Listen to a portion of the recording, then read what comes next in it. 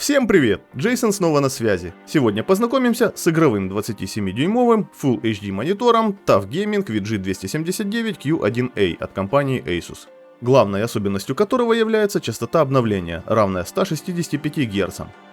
Внешне спереди он выглядит вполне стандартно. Тонкие рамки слева, сверху и справа. Посредине нижней рамки расположился логотип производителя. Тыльная сторона выполнена из матового, приятного на ощупь пластика. Визуально мне также все нравится. Какие-либо проявления ныне модной RGB подсветки на корпусе отсутствуют. И это, как по мне, не минус, а наоборот плюс, так как он подойдет к любому интерьеру и месту.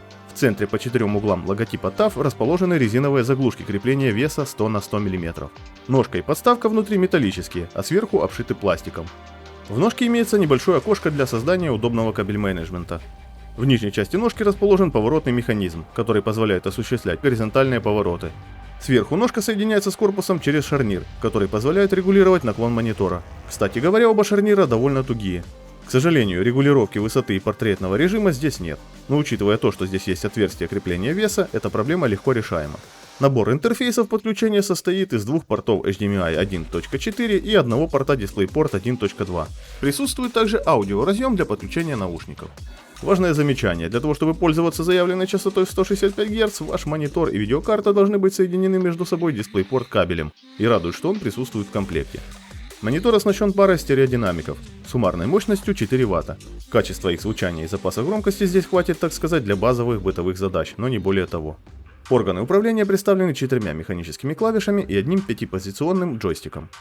Теперь поговорим о начинке. В панели используется 8-битная IPS-матрица разрешения Full HD, частота обновления 165 Гц. Кинематографическое время отклика, которое сокращенно называют MPRT, здесь заявлено в 1 миллисекунду. Время отклика от серого к серому 3 миллисекунды. Яркость составляет 250 нит. Углы обзора по горизонтали и вертикали составляют 178 градусов. Присутствуют технологии eLMB и FreeSync Premium, а также поддерживается функция Adaptive Sync для видеокарт NVIDIA GTX 10 и 16 серий, RTX 20 и более новых. В меню монитора можно выбрать один из предустановленных профилей, задать необходимую степень фильтрации синего цвета, построить яркость и контрастность, поменять цветовой режим, активировать технологию FreeSync Premium, задать громкость звучания динамиков, либо выключить их совсем. Выбрать активный вход, активировать полезные игровые инструменты Game Plus, типа прицелов и счетчика FPS и многое другое. Используя программное обеспечение Display Widget Lite, управлять некоторыми настройками монитора можно прямо с рабочего стола Windows. Что могу сказать после 2 недель пользования данным монитором? Привык я к нему буквально за день, и теперь мне возвращаться обратно на 60-герцовый TN монитор совсем не хочется. С этим монитором даже при веб-серфинге вы почувствуете плавность перемещения окон, курсора, контента в интернете, не говоря уже про игры. Эти ощущения сложно описать, лучше один раз самому попробовать, чтобы понять, и будьте уверены, одного раза будет достаточно. Настоящим откровением для меня стало то, как же круто играть на таком мониторе в гонки. Мой любимый Need for Speed 2015 стал намного более динамичным и веселым, и у меня даже появилось желание сбросить карьеру на ноль и пройти все гонки заново. В Warzone та же картина, все плавно и при этом четко. Кстати говоря, для игр и повседневных задач я использовал встроенный цветовой профиль под названием «Гонки».